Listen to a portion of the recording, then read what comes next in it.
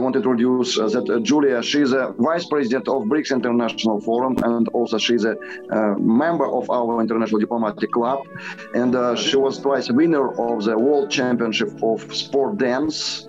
And now she started her career in our MGIMO, it's our diplomacy university, regarding the sport diplomacy.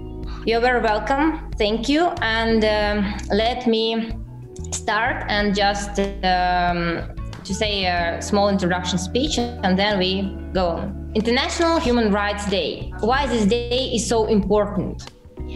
After the end of the Second World War, the leaders of several countries recognized the importance of adopting a document that was supposed to consolidate the most important principles for the international community. It was about equal rights for people, regardless of skin color, race, religion, and other characteristics.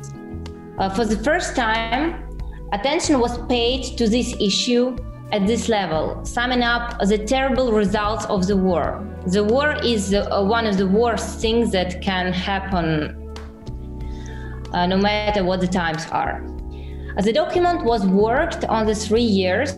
In 1948, it was brought up for international discussion. One of the leaders of the working group was Eleanor Roosevelt, who argued that everyone, regardless of their position, place of residence, and nationality, should know their rights.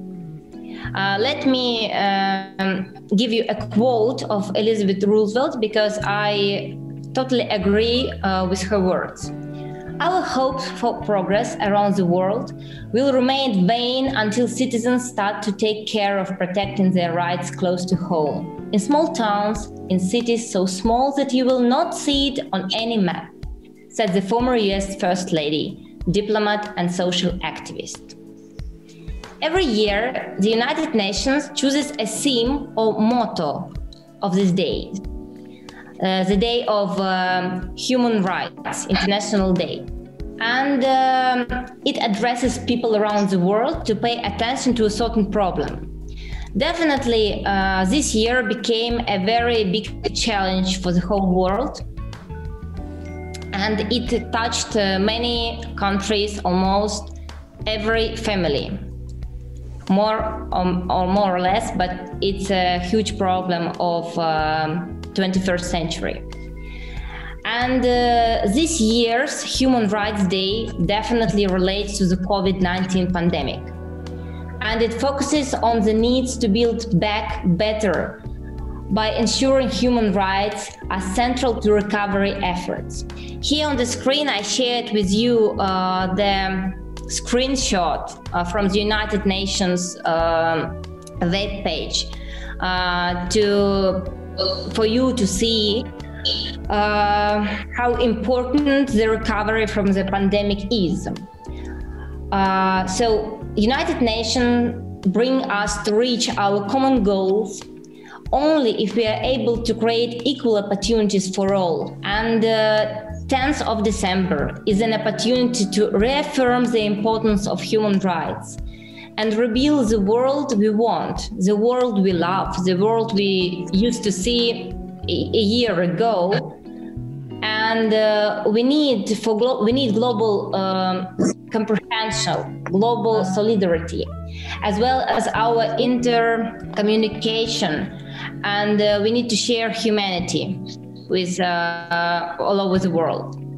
So once again, I appreciate everybody who managed to join today's conference and let the conference be opened.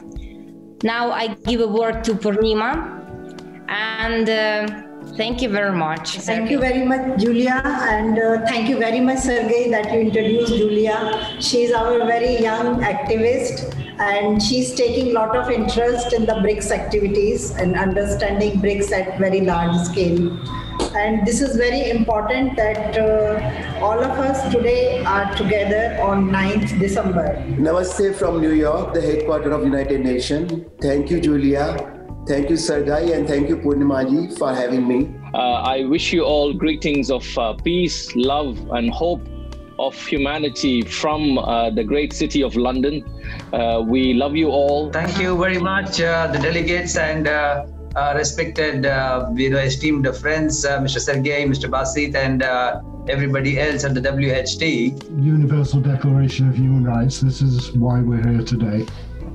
So I thought I would give some kind of overview perspective to launch things off. Dear organizers, dear Purmina, dear Sergey, dear Abdul Sayed, I am very grateful for this opportunity.